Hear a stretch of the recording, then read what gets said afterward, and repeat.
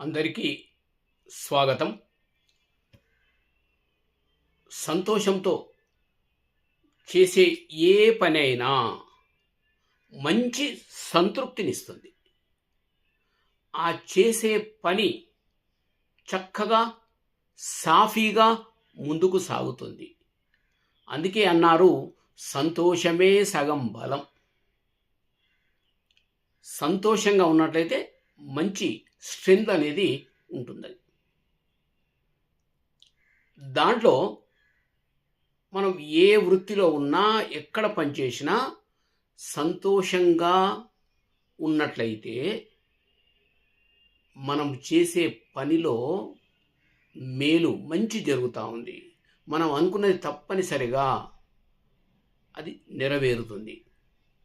అందుకే జీవితంలో సంతోషము, చిరునవ్వు, ఆనందము ఇవన్నీ కలగలిపి ఉన్నట్లయితే మనకు ఎంతో చక్కగా ముందుకు వెళ్తుంది. అందరితో కలిసిమెలిసి ఉంటాము. ఎక్కడ ఏ పని కావాలన్నా తప్పనిసరిగా ఆ సంతోషమే, ఆ చిరునవ్వే, ఆ పలకరింపే మనకు అందరితో కలిసి ఉండే విధంగా, అన్ని పనులు జరిగే విధంగా చేస్తున్నది. అందుకే ప్రతి వ్యక్తి ఏమీ అవసరం లేదు, ఏమీ వర్రీ కావాల్సిన అవసరం లేదు. చక్కగా సంతోషంగా మన జీవనం కొనసాగించడము, అందరితో కలిసిమెలిసి ఉండడం, ఒక యూనిటీగా ఈ ప్రయత్నాలు చేసి మనము ఏ పనినైనా దిగ్విజయంగా పూర్తి చేసుకునే ప్రయత్నం ప్రతి మనిషి చేయాలి.